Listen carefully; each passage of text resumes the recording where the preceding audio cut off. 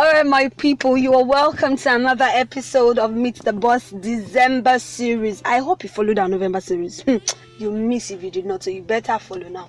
Okay, so my name remains Esther Nonye DK, yes, and we are right here on Talkcast with Popelawz, the number one radio from Southeast to the world. Do not forget that. And of course, I will not be doing this alone today. I'm always here with some handsome people. Yeah. But this man right here, God, he's endowed right in his head here, and you know what I mean. So I'm very sure while I just said this now, some ladies are already holding their biro to feed the form. But don't worry, let's just first of all learn what it takes for such a young man to be a CEO. So he's no other person but Mr. Godfrey Ikelechukwu, aka Money Man. So please, dear, can we meet you? All right. Thank you so much, Esther. My name is Godfrey Godfrey. My friends call me K. I'm a banker with the Apex Bank of Nigeria. I'm also a finance coach and a business strategist. I play business advisory roles for different clients and investment partners. I'm the curator for the online series of Diary of a Church Boy and also Money Monday with K. I'm a finance facilitator for Popelawz Institute, and I'm the co-founder of the 2% Academy, a personal finance, business community, and self-development finishing school for young people, millennials actually. And I'm also the convener of the boardroom. It's just a one-day money event for young people, basically discussing all things personal finance, just like the 2% Academy. But this time, it's more like a typical boardroom where you have people discussing how to plan your budgets, how to make investment decisions, and so on. All things money. So I guess that's why they call me the money man. I'm dumbfounded. No, you shouldn't be. So how did you start? Let's say I started as a child who loved looking at the figures in the newspapers, especially when you go to the business part. So you've liked money. I've loved no. I won't say I've loved money. I've loved the numbers. Oh, okay. There's a difference in liking money. It's when liking numbers. 1,000 naira is money. 1 million naira is money. 100 billion is numbers. And it's numbers expressed in money. That's true. Okay, so you like seeing lots of numbers. That means you're actually good with math. Yes. Technically, I studied accountancy in school. And, okay. My postgraduate, I'm actually doing business administration. So I'm trying to fuse the numbers and the business together. Oh, okay. So basically, okay, we know you've said a lot of things. Like, trust me, I was just like, wow, yeah, that was jaw dropping. But what exactly are you known for? What exactly? Okay, I'm actually known for giving financial advices and investment advices to young people. Okay, so do you actually have a company that runs that advice? Yes, that's the 2% Academy, and there's also a platform for that too. I drop money nuggets and also Money Monday with K on my social media handles. So if you could just if you have some money issues, I know going through them, you could just see something that you're familiar with, that you can relate to, and you could just say an advice and run up with it. So outside this financial stuff and all of that, there was this particular business stuff you came up with. It's actually the boardroom. Yes. What's it about, please? The boardroom is a one-day conference for young people coming to discuss about financial freedom, discussing about money, everything money entails, and also about personal finance. I'm trying to build young people to be the next financial giants in the Southeast. It's just like when you're looking at millionaires, you're looking at young people, young legit people that are millionaires, but not just per se they how would I put it, they just saw money and they picked it up and they became millionaires. They actually worked their way to becoming that. And I've helped them actually bring up 3 SMEs, 3 small companies that are actually earning 6 figures monthly. Okay. I have 2 in Aba, 1 here in Umahia. So I've been grooming these young people. They are growing. I know that there are a whole lot of ideas, there are a whole lot of resources that we need to tap. Okay. There are a whole lot of expressions that we can get money from. It's just all about determination. Like I tell people that the difference between you and Dangote is Dangote made a move and you've not. All of you're all humans. You all have the same intellectual capacity. You're all on the same level. But the difference between you and him is he made a move and you did it, and everyone is wealthy. Wealth is defined in so many classes. You could have time wealth, you could have mental wealth, you could have financial wealth, which is the one that everyone describes as riches and all of that. But I don't need money to be rich. If I have enough time on my hand, I can do something that can generate me money. If I have the ideas, I can do something that can still generate money. So you can be rich mentally, that you could have loads of ideas, IQ, high IQ and all of that. You could brainstorm ideas that you could sell. You could be rich with your time. You could like invest your time into one or two things and get money from it. There's also social wealth. It's not money per se, but you know who and who can push you to get the money. Just like you have the idea, you know who can buy it and who can sponsor that idea that can generate more wealth. So I tell people everyone is rich. It's just try and understand the kind of everyone is wealthy. Try and understand the kind of wealth you possess and utilize it to get financial wealth. Actually, there's this question I've been meaning to ask since I heard I was scheduled for an interview with you. But before that question, with all of this you just said now, where do you see this idea? Because this is an idea and you've actually put it into work. Yeah. So where do you, I don't want to say where do you see yourself in 5 years, because obviously with the way I see you, you have greater plans and you will achieve it. But then this idea put to work, where do we see it? What should we expect from you from 5 years from now? 5 years from now, you should be seeing a symposium of money and ideas merging together. Okay. Bettered by young people, not the old people. I mean, my plan is to kick out Dangote, Innocent, Otedola out of the market and bring in young people. Do you realize into it's a the market. manifesto? Yes, it is. That's my plan. I actually made this statement to the other person I was interviewing, the other CEO. Like, you know, this is a manifesto. We could actually bring it out in the next 5 years. Yes, definitely. Definitely. But all we just need to do, wonderful, young because people they can are control. looking for challenges. Yes, there are no challenges relaxed, to them. no challenge at all. These men are relaxed. Dangote entirely is controlling a sector of the GDP of this nation, and he's doing it alone. There's nobody competing with him. I mean, it will be fun. I don't see it as a challenge. I see it as a compliment. It will be fun to step up and tell him, let's roll together. Come on, I could beat you at some of these things too. And it's funny, it's a young person doing it. This is what I plan to achieve. These are my dreams. And I look at young people.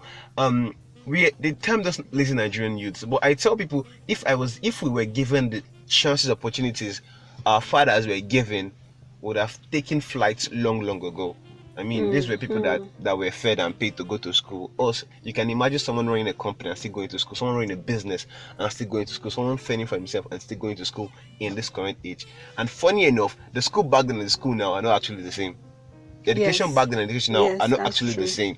So I tell people, if we could have the purchase they had, we'll give them a run for their money. And young people are doing that massively. We just need a chance. We just need the opportunities. We just need the market to listen to us and would sell. Now, this is a question I've been meaning to ask. Okay. So, when did you start? Because this is like an idea that, trust me, a man of 50 should have running already. When did you start and how did you? This is me asking you what's your inspiration. Okay. Tell us the start point. I grew up in a banking environment. Oh, okay. My dad was a banker. My neighbors were bankers. So it was an estate filled with bankers. So every time when you're discussing, I'm always like at the corner trying to understand what you're trying to talk about. You're talking about this percentage, that percentage, this GDP and stuff. And I'm like, what are these meant? And you see them, they pull out the newspaper. I think that's where I started, always trying to get, what are these people looking at in the newspaper? Like, and I get to that section and I'll be like, okay, this one. I'd see pie charts. I'm like, I was trying to understand these things, and that was when I was in primary school. I got into secondary school. I saw it in mathematics, and I was like, okay, this was what they were talking about that day. And then in SS1, I entered full-fledged accounting because I went to Navy school, and we had the arts class, the commercial class, and the science class. So I told them I want to be a commercial student to really understand. And then I met full-fledged commerce, then accountancy, then economics, and it really caught my attention. I was like, this is what I want. Like, this is what I really want. The numbers, I want to work with this. And that was how I kept building, then got into school. Actually, I started working before I got into school. because Okay. it was more like I saw an opportunity to work in the bank, and I took that shot. And then it was like I had an admission in Ghana, Zenit University in Accra, and my dad was like, "Do you want to work or you want to go to school?" And at that point, I mean, studying outside Nigeria was much of a big deal, especially when it's in Ghana. And I was like, okay. Now the job I was being offered was an Amiga place, and everyone was like, you're going there to go and slave and all of that. But there is something I once heard: the smallest place, the smallest position in an industry you want, it's better you take that chance than wait till you get the biggest slot. So I took that small shot, and I started going to school while working at the same time. Wow. At the same time, I was about 18 then. Started working, going to school, and that was how, it's more like what you're learning in school, you're seeing the practical thing here, and it's more like, okay, it's making sense, you're adding this, and it's making so much sense. And I'd go to church and I'll talk to my guys about investments, and I'll talk to my guys about portfolios, tell them about shares and all of this, and they're like, whenever you want to talk about money, go and meet Kilichi, go and meet KK. That's his area of expertise. And gradually, people would come with their money problems, and I'll be like, okay, do it this way. Why don't you cut on this? Why don't you slack on this? You could do this better if you do it this way. And people were taking this advice, and I noticed that it was making serious progress. People were changing, money habits were being changed, financial intelligence were being improved. And I was like, okay, this is what you're. Then I was curating Diary of a Church Boy. I would write out inspirational posts, Christian posts, and I'll post on my Facebook and my Instagram. And then someone was like, why don't you start doing this about money and finances? I was like, okay, that's a good one. So that was how Money Monday became. It was just a Monday theme came up. But just doing it once a week wasn't enough for me, because inspirations were always coming. There were things to write about, things to talk about. And the funny thing is, the economy keeps improving every day. It goes down. People are hearing things that they want to get cleared on. And it's funny enough, I have the idea. I know what these things are. So that I had to coin out something else. K Money Nuggets and Money Wisdom with K. So I had to start pushing out content almost like every 2 days, 3 days. So I had to start pushing out content every day, every 2 days, every 3 days. Like, as the inspiration kept coming, I would keep writing. As new financial things were happening, I'd write about them. Not just finance, even economic, banking, every sector that has to deal with money in general and numbers. I was just writing about them every day. Like, I have like a whole, my notepad has so much written down, and I'm like, I need to write a book. I can write a book with all of this. I can write so much with all of this, and that's just it. Okay, so actually, I was speaking to one of the CEOs. Okay. Actually, all these things you said, I wanted to ask you something very, very important, but let me drop this one first. I was speaking to one of the CEOs, and one of them said to me that actually the truth is, for the young generation, it's difficult to make money legit. We all believe that anybody will blow now. Sorry, I'm going on unprofessional. It's fine. So anybody that actually, you understand? For example, now seeing a young guy like you have your car, you're comfortable and all of that. They start saying like, okay, G-boy, and all of that. Fraud star. Exactly, he's fraud and all that. So, what would you say about what he said? Because trust me, I would agree with him that at this point we actually it's difficult for us to make money legit.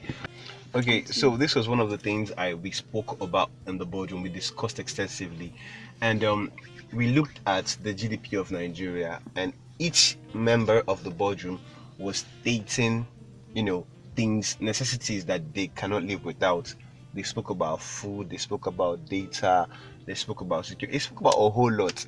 And we broke down how you can make money, just even in this locality of Abia State, in Umahe alone, how you can make money from each and every one of the sectors that make up the GDP. I need to At the end of the day, people were like, I want to make money too. Someone said, I feel used, because I keep paying these people for the same thing that I know I can be doing. And I'm like, that's just it. So one person said that she felt depressed because she keeps spending money. And it's funny that she can be making money from the same thing that she spends on. Now, the thing about making money is giving value. Yes. If this is lacking in your society or in your community and everybody wants it, can't you just capitalize on it and give it to them and charge them for it? Yeah. That's one. So in the boardroom we discussed something like this, and we had to look at the GDP of Nigeria and look at what makes up the actual GDP. It's not actually oil. Oil just helps the budget, and it's meagerly about between 10 to 15%. But 40% is on the banking sector, banking and finance, and remaining 40 on essential things we need. Some parts also are allocated to agriculture. But then again, I need you to give me 5 things you know that you can't do without. Salt. That's so food. You can't do without food, yeah? Yes. You can't do Water. It's still part of food. Oh, okay. Clothes. Okay, too. Okay. Shelter. You can do Shelter. without You can't do without shelter, having a yeah. house, yes. That's 4, right? That's 3. 3. Oh, okay. Transportation. Transportation, yes. Let's talk about My data. God. Data, yes. All right, so we're looking at telecommunications. Mm. We're looking at the food industry. We're looking at transportation sector. Yeah. We're looking at real estate, and then clothing. Yeah. Now let's look at transportation first. Okay. It costs 100 naira to go out. Like you want to really go out in Abia State, in Umuahia per se, you need to have at least 200 naira to take you to where you're going to, back and forth. Now, is it possible for someone who drives keke to pick 50 people or 100 people in a day? Yes, it is possible. It is very possible. Yeah. Now let's use the minimum of 50, and let's cut down the money to 100 naira. So let's say an average person spends 100 naira, and an average keke carries 50 people. Now 100 times 50 is 5,000 naira. Yes. Now you multiply this by 7, it's 35,000 naira. Now 35,000, let me get my calculator so that we don't get this wrong. Now 35,000 times 4, that's about 150. Now let's say he spends 10,000 naira, okay, 15,000 naira on fuel. That's minus 15. He's left with 125. He spends, let's say, 5,000 naira on tax, the tickets they buy every day. Yeah. He's left with 120. He uses 20,000 naira for maintenance of the keke. He has 100,000. Now he has made 100,000 naira in a month. Let's not look at the expenses part. Let's look at how much he made. Now, if he does this for 12 months, he has made 1.2 million. Naira. How much is a keke? 650, 700. Yeah. And you're telling me you can't make money in Abia State. The thing is that we are not yet looking in the right direction. The moment young people start looking in the right direction, they would exploit it and make the best out of it. I need to make you my personal financial coach. But quickly, sorry, I hope I didn't take words from your mouth. But quickly, I really want you to tell us a little about online finance, online trading, Bitcoin. What do you think about that? All right. The Bitcoin is a very wonderful portfolio. It's a very good market. And it's it's very unstable. I like the way it's unstable. It's actually better than Forex. Okay. Forex is dicey. Forex is like a win or lose game. That's why I don't really like it. But it's the part of crypto. Last, you must make your money. Whether if it's 10%, 15%. I mean, Ethereum went from 0 to 150% in about 6 months. So if you bought Ethereum at 20,000, if you bought Ethereum when it was worth 50,000, now Ethereum is worth about 200. You've made extra 150, and it's not yet the end of the year for your money not doing anything for you. Yeah. The Ethereum market is the sweetness about it. It's the part that it's unstable. Okay. So it's always going up down, and down. Up, now down, the idea is knowing when to buy and knowing when to sell. Okay. The moment you can understand this, you are just one step away from making serious money in crypto. Most people get moved by emotional investment. You see something going up and you just buy. On the 21st, Bitcoin soared. It was making about 20-30%, and my friend was like, "Okay, I want to buy. Bitcoin is making profit." I told him, "Guy, hang on." He was like, "Why?" I said, "Hold on, it's gonna crash." He was like, "No, I don't." I said, "Hold on. You trust me as your friend?" He said, "Yes." "Now I want you to trust me as your financial advisor." Hold on. He said, "Okay, fine." 5 days later, Bitcoin fell drastically, and he came back and was like, "Okay, thank you." I told him, "Now go and buy." I actually had a friend who lost a lot. And I told him, "Okay, now you can go and buy as much as you can." And today he's like, "Hey, I have a friend who did 2 million in Bitcoin, and the guy is still thanking me till today." I'm like, just come and sew your tie. I don't take much, just 10%, dude. Just 10%. And that's the fun of it. Yeah. I see it as a ministry because you're helping people, you're changing lives, you're helping people make better use of their money, teaching them how to spend better, how to budget. I won't control your money, but it's best you're able to tell your money what to do, and it comes back giving you good positive results. That's the whole idea. Yeah. And if you can get young people to understand this, I think the problem in the country will be reduced to a minimum. So, Mr. K, I Yes. can call you KK, right? Yeah, my friends call me KK. I said that earlier. Oh, okay. You said I can call him KK. So even though I'm his friend now, I'm friends to a financial advisor. Okay, so aside all of this, tell me, what's your hobby? I love research. I love researching on things. You love making money. No, making money is not. It's not a hobby. It's a necessity. Yeah, but We have to make that. money. But I enjoy doing research. I enjoy talking. I enjoy having intelligent conversations. I love learning. Most importantly, I love to learn. No matter how stupid it is, but I believe no knowledge is a waste. That's what I believe. And there is something you might learn. It might not be useful today, but in days to come, not years actually, in days to come, you find out that what you learned is actually, you're actually going to need it. And that's why I encourage people to read. Like, just try as much as possible to read. What you're reading, what you read affects your mind, it affects how you think. That's what people don't really understand. You might just be reading, but you feel it's not doing anything. Of course, it is. Funny enough, by the time you're done reading a book, you find yourself speaking like the author unconsciously. Now, reading a book is just you taking the mind of the author. And absorbing it. Mr. K. Yeah. Please, are you single? I'm actually in a relationship. Ooh. I'm so sorry. Oh, he's taking I'm seriously taking. So ladies, I'll let's be getting hold our married very hearts. soon, though, by God's grace. We're Wow, working towards it. Congratulations. Thank you. Thank God you not say you are single, even until we come and hold you. So finally, it's really wonderful having you right here. But then, if you were to be in my shoes right now, if we were to switch places, what question would you have asked yourself that I didn't ask you? That's another way of me saying, okay, what do you have for your listener? Okay, that's interesting. I like that. Reverse psychology. Interesting. So, my listeners, it's never easy. But the best thing to do is to start. It might seem crazy. That idea, just jump on it. That book, just start writing it. That research, start doing it. That pitch, make it. That person, meet him, meet her. It all starts with one step. The moment you make that first move, you're just clicks away. I tell my friends, you're 5 phone calls away from the president. It's just that you've not initiated the process yet.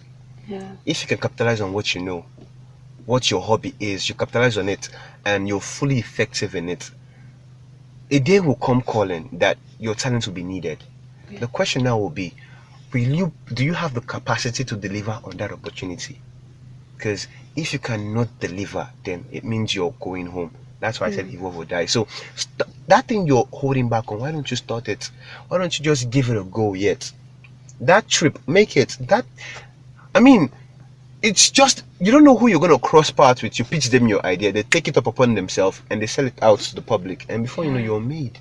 You just need to start. And I think this is where young people have the issue. Everybody wants it to be handed. If you want this, you take it by force. Please, where can our listeners find you? You can find me on Facebook at Godfrey Kelechi Godfrey, on Instagram at @IAM_Kelechi Godfrey, and on Twitter at Kelechi_NOV. It's really wonderful having you right here on Talkcast, Meet the Boss Series December. Remember, Meet the Boss Series has to do with CEOs. If you want to start your business, for goodness sake, this is the show you have to be on. And I'm still your host, Esther Noedike. You can follow us on Facebook and Twitter, Talkcast with Popelawz. And of course, you can drop your comments with +234 8144115815. Have a lovely day. Bye.